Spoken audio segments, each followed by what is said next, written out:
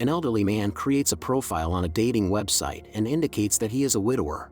He also indicated that he doesn't smoke or drink, which is a lie. An elderly woman also creates a profile on the same site. She is tired of loneliness and seeking a life companion. They start corresponding and soon agree to have dinner together. The events take place in London in 2009. The elderly man, who introduced himself as Brian, met the elderly woman, who introduced herself as Estelle, in a restaurant. She told about her grandson Stephen. He is all Estelle has left. Her husband passed away a year ago. Brian allegedly has a son. He didn't hide that he had repeatedly met different women from the dating site, but always faced disappointments. According to Brian, the thing he condemns the most in people is dishonesty. That's why he decided to confess that his real name is not Brian but Roy Courtney. Turns out the woman was lying too. Her real name is Betty McLeish. The date went well. Betty's grandson, Stephen, came to pick her up. Betty offered Roy a ride home, but he declined, saying that his home was just a few minutes away by train. In reality, Roy left in a taxi. On the same evening, Roy went to a nightclub, where he met in the VIP lounge with his associates lounge, engaged in illegal activities. Roy told them that some people, Russians, had offered him a promising investment venture. Seeing a message from Betty, Roy understood that she had fallen for his deception. Their next date took place at the cinema. Later, as they walked down the street, Roy suddenly began limping, claiming knee problems. Soon he met with his associates again. The goal of their joint investment was to purchase property in the Caribbean. Once the deal was finalized, the property would be sold for double the price. All transactions were conducted electronically through a special console. As per the agreement, the double amount would be transferred back within a week. When Bryn made an inappropriate joke, the Russian partners left, refusing to participate in the venture. Roy ordered Bryn to regain their trust at any cost. On the next date with Betty, Roy pretended to limp again. Coincidentally, Betty had just bought a car today. Now Roy was certain that the widow had money. Feeling pity for the lame gentleman, Betty brought him to her home. The plot was sufficiently large, and the house was simply but tastefully furnished. It was evident that Betty had savings. They chatted for several hours, joked and laughed, but dinner was interrupted by Stephen, Betty's grandson, who didn't live here but visited his grandmother occasionally. Betty said that Stephen was a historian and was writing his doctorate. The guy was immediately wary of the grandmother's new suitor and hinted that it was time for Roy to go home. Betty asked her grandson to give Roy a ride. She went with them. Learning that Roy lived on the top floor and there was no elevator in the building, Betty kindly offered him to stay at her place until his leg got better. Of course, Stephen was against it, but Roy was in no hurry to accept the offer either. However, seeing how Roy was suffering because of his sore leg, Betty couldn't stay away and brought him to her home. Stephen, who was still against it, helped Roy move his things because that's what Betty wanted. The next morning, Roy enjoyed hot coffee and a cigarette. In this neighborhood, mainly retirees reside. However, Roy noticed a suspicious guy in a silver car who seemed to be spying on him. Upon returning to the house, Roy overheard Stephen cautioning his grandmother about her new suitor. In Stephen's opinion, too little time has passed for them to become so close. But Betty doesn't share these concerns. Roy joined them for breakfast. It was a surprise to learn that Betty used to teach at Oxford. She had never mentioned it before.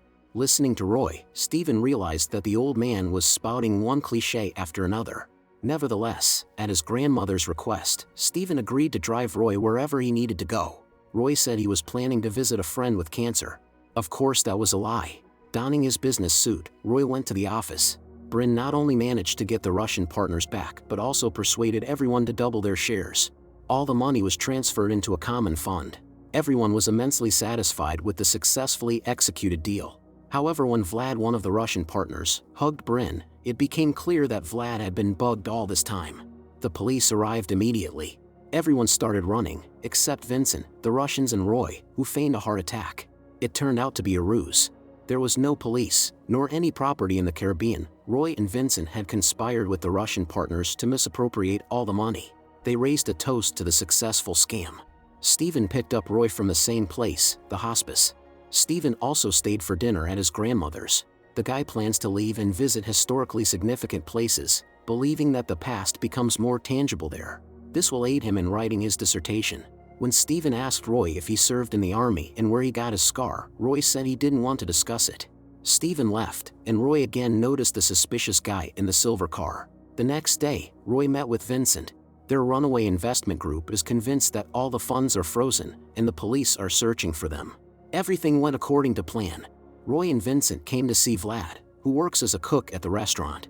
He stated that he didn't just want a fee for his involvement in the affair but a share. Vlad also hinted to Roy that he knew all about his past. However, Roy turned out to be a far more dangerous person than anyone could have imagined. For his greed and audacity, Vlad was punished. Now Roy intends to take advantage of Steven's absence to deceive Betty and misappropriate all her money. He introduced Vincent to Betty as his accountant, handling the will. When Roy told Betty that he wanted to leave her something, she was surprised and touched. At the same time, Betty advised him to think about his son, Robert, but Roy claimed he disapproved of his lifestyle. Vincent began enumerating all the risks associated with money. Many retirees, who had saved all their lives, lose everything by carelessness. When Betty mentioned that the sum of her savings was almost $3 million, Vincent and Roy were speechless. Vincent told her about his fund, through which her money would double in 5 years. Also, Betty and Roy could combine their assets to reduce taxes. However, Betty didn't rush to make a decision but promised to think about it. On the same evening, Roy went into Betty's room and confessed his feelings to her. But Betty said she wasn't ready for anything more yet because she was still grieving for her late husband. To earn Betty's trust, Roy even used the word love. However, it still didn't convince her. At night, when Betty went to the kitchen for a drink of water, she noticed someone near the house and called out to Roy. Taking a flashlight, he went outside and saw a broken flower pot. The next day, Roy told Vincent about the incident. Maybe someone is following them. Later, Vincent and Roy met with Betty again, who was amazed to learn that Roy's investments had supposedly doubled. Steven arrived, and seeing this, immediately suspected foul play, calling Roy a fraud. However, Betty unconditionally believed Roy and asked her grandson not to interfere. Of course, Steven wasn't going to give up so easily. Betty apologized to Vincent, and he was forced to leave. Roy explained to Steven that he only wished the best for Betty. It seemed the guy calmed down a bit.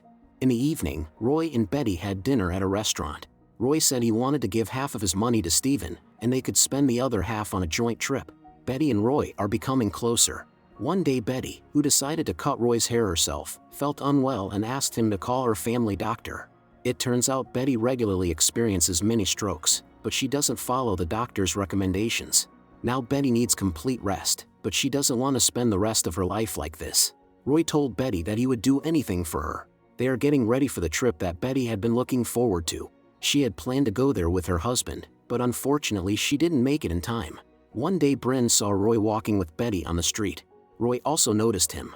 Panicking, Roy suggested that Betty pick out new shoes and meet in an hour. When she left, Roy headed towards the metro, hoping to get away. Bryn followed him. Of course, he had already guessed the fraud. It was Bryn who smashed the flower pot at night.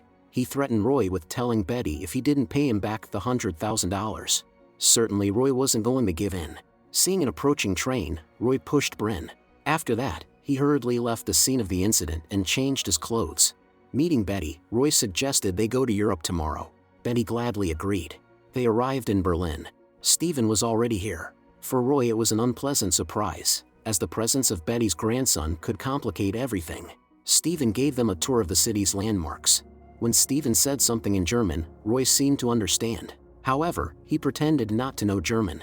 Roy was tired and wanted to return to the hotel. Betty was going for a walk alone. Few know that this city reminds her of the past.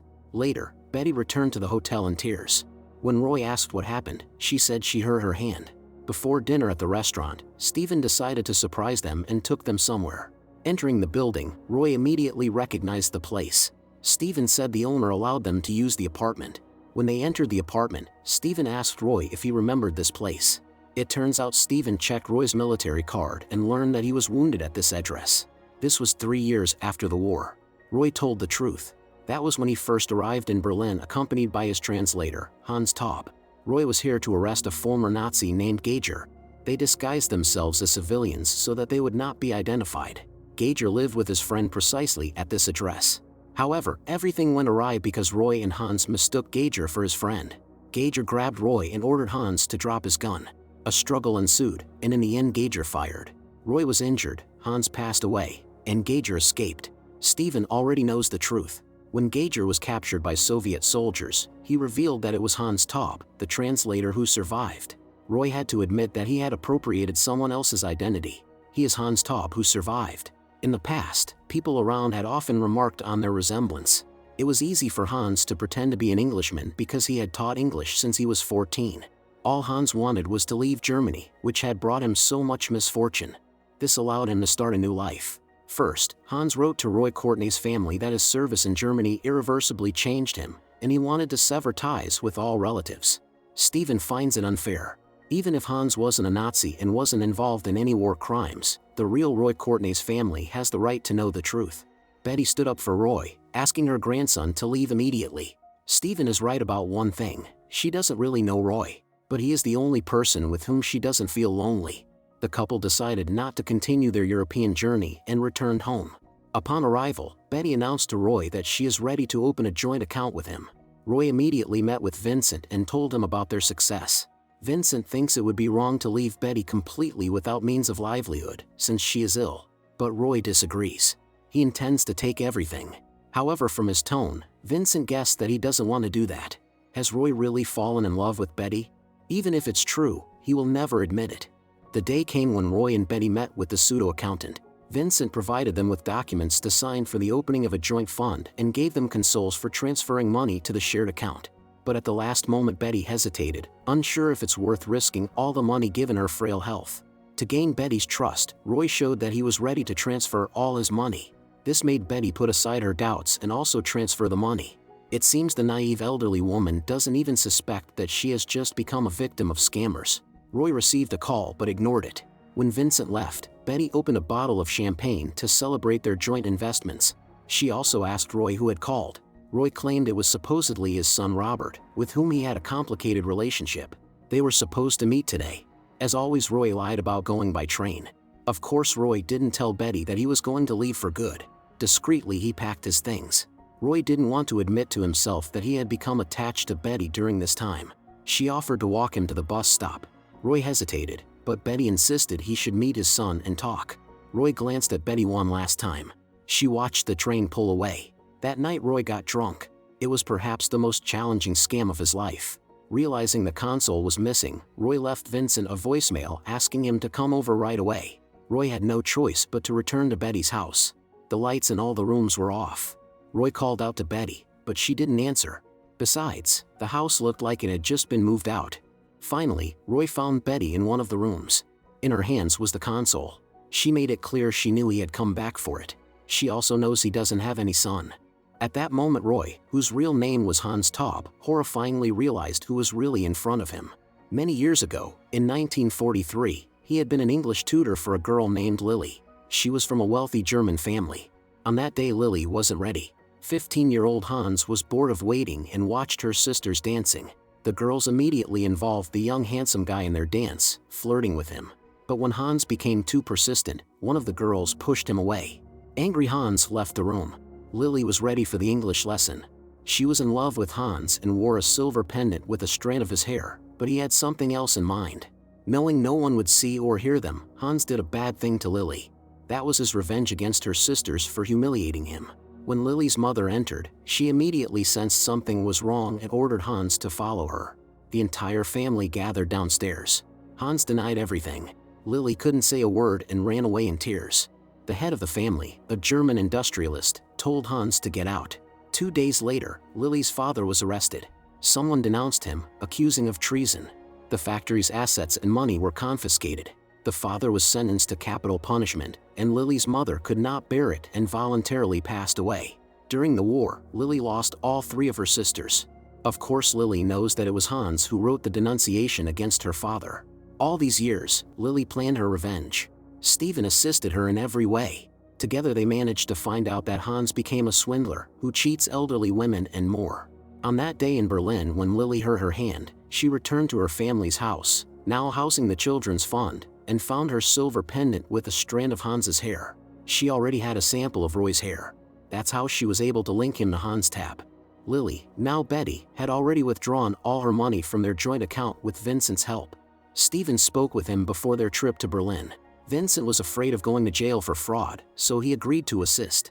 By the way, Betty has many grandchildren, but Stephen is not one of them.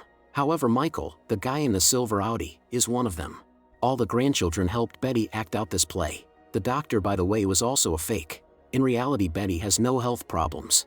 Betty had been waiting for the day of revenge for 60 years. Roy knelt, begging for her forgiveness. But Betty didn't need his apologies. Before leaving, she left him some money and intended to go to her real home. However, Roy couldn't let her go so easily. Stealthily taking Betty's phone, he blocked her path. A struggle ensued between them. Vlad and his partner, whom Roy had deceived earlier, came to Betty's aid. They came for their money. Betty left Roy exactly what he owed those guys. But greed wouldn't allow Roy to part with the money so easily. As Betty left, she heard screams. After some time, Vincent visited Roy, who had suffered a stroke, in the nursing home. The nurse pitied Roy, saying it was an unjust fate for someone who had been through a war. Meanwhile, Betty and Steven celebrated their victory. They are close friends. At Betty's house, all the closest people are gathered for a party. Family is the most important thing to her. Don't forget to subscribe to our channel not to miss more exciting new products. Also, the authors will be pleased if you leave your opinion in the comments.